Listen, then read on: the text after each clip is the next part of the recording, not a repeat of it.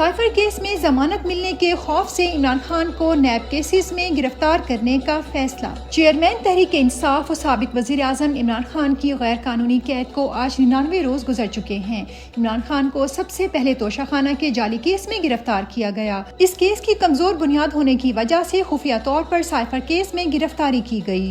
اب عمران خان کے وکلاء نے عدالتوں میں سائفر کیس بھی اڑا کر رکھ دیا ہے، اس لیے اس کیس میں ضمانت ملنے کے خوف سے عمران خان کو پہلے ہی نیب کے جعلی کیسز میں گرفتار کرنے کا فیصلہ کر لیا گیا ہے۔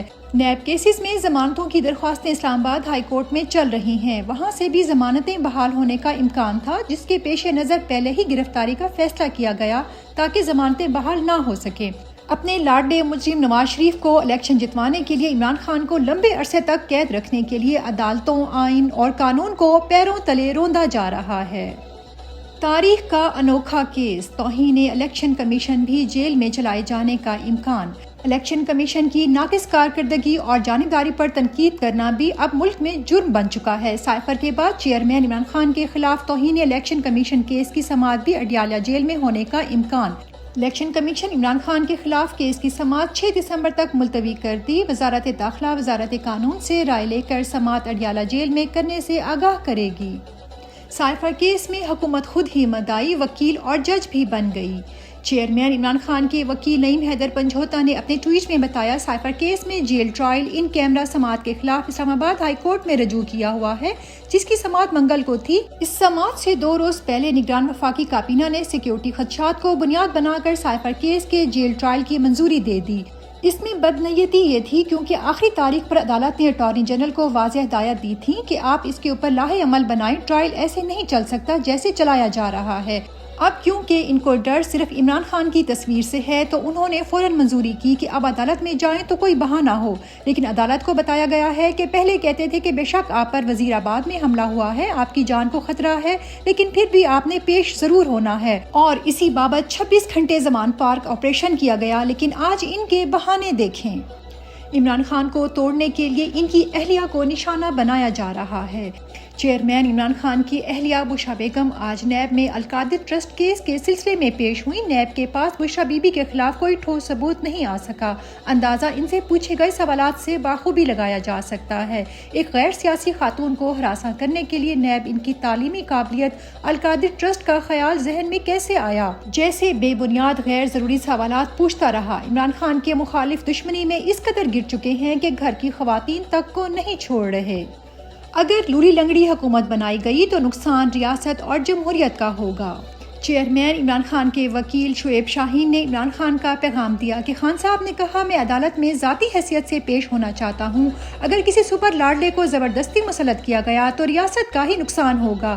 اگر کسی نے لوری لنگڑی حکومت بنانے کی کوشش کی تو نقصان ہماری ریاست اور جمہوریت کو ہوگا۔ ڈاکٹر یاسمین راشد کی ضمانت کیس میں عدالت نے وکلاء سے حتمی دلائل طلب کر لیے۔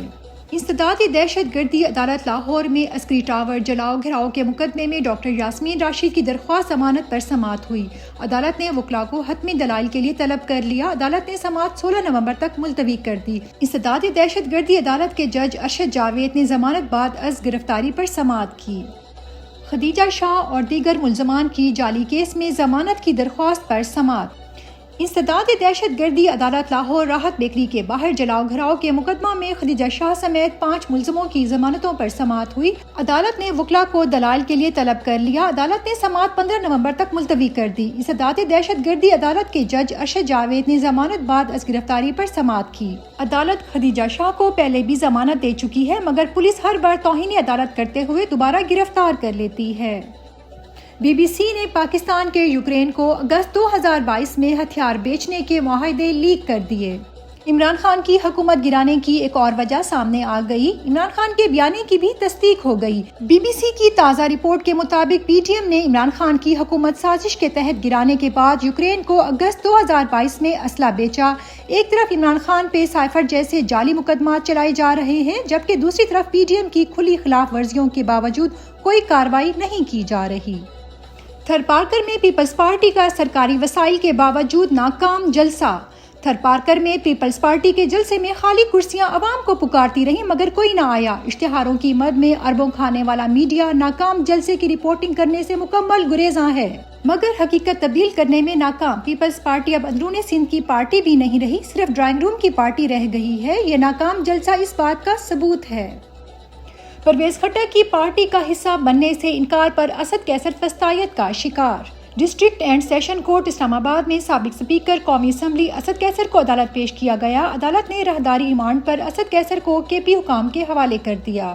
سماعت جوڈیشل مجسٹریٹ قدرت اللہ نے کی۔ محکمہ اینٹی کرپشن کے پی کے حکام نے دلائل دیے۔ محکمہ اینٹی کرپشن ثوابی میں درج مقدمہ میں اسد کیسر مطلوب ہیں۔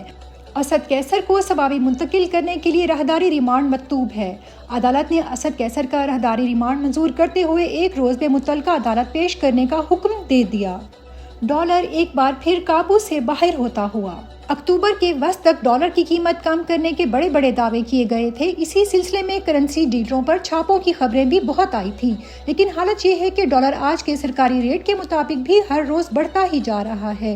آج کا سرکاری ریٹ 287 روپے 55 پیسے ہے۔ جس وقت عمران خان کی حکومت ختم کی گئی تھی، اس وقت تمام تر بے یقینی کے باوجود 178 روپے تھا۔